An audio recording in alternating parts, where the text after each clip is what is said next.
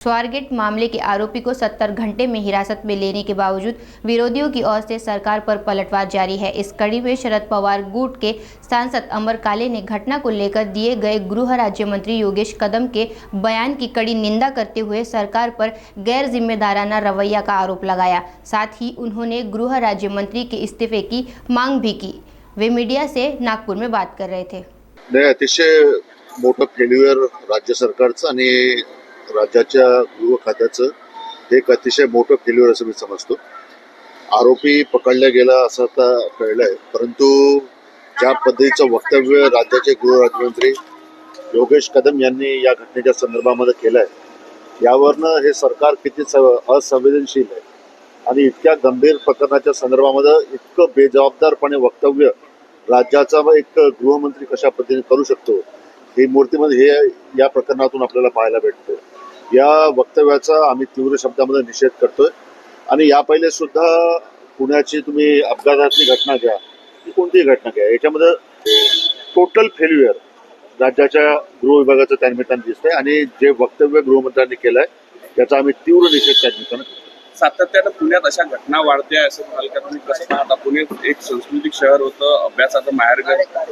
नाही, निश्चितच पुणे म्हणजे एक आपलं सांस्कृतिक वारसा जपणारं आपलं शहर आहे आणि या पुण्यामध्ये अशा पद्धतीनं गुन्हेगारी वाढते, रेपचे प्रकरण वाढतात आहे, रॉबरी वाढते, मध्यंतरी कोयता गँग, फार मोठ्या पद्धतीनं कोयता गँगची दहशत पुण्यामध्ये होती।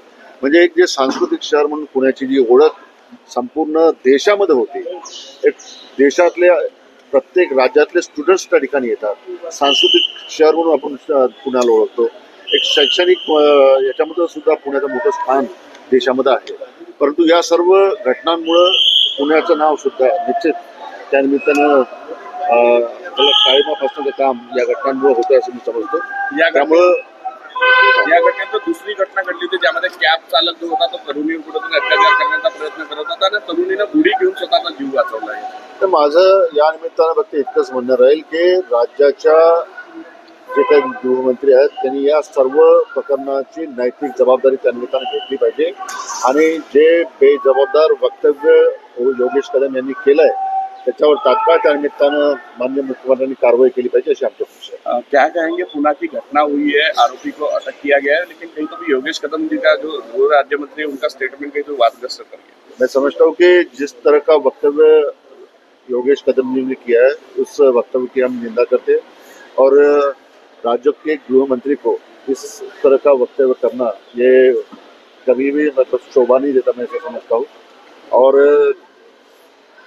टोटल फेल्यूअर इस घटना के माध्यम से होम डिपार्टमेंट का दिखता है, हमें समझता हूँ। और एक रिस्पॉन्सिबिलिटी ये करके गृह मंत्री का रेजिग्नेशन यहाँ पे सीएम साहब ने लेना चाहिए, ऐसे हमारी मांग है। रामदास आठवले ने कहा है कि उद्धव ठाकरे और राहुल गांधी का कुंभ में ना जाना हिंदुत्व का अपमान है। प्रत्येकाची विचारधारा आहे, कुंभमेळ्यामध्ये गेलेच काय म्हणजे हिंदुत्व नसतं, त्यामुळं हिंदीमध्ये नाही। आता तुम्ही मराठी ओके। रामदास आठवले ने कहा है कि उद्धव ठाकरे और राहुल गांधी का कुंभ में ना जाना हिंदुत्व का अपमान है। मैं समझता हूँ कि कुंभ में जाना यही मतलब हिंदुत्व की सही पहचान है, ऐसा नहीं है।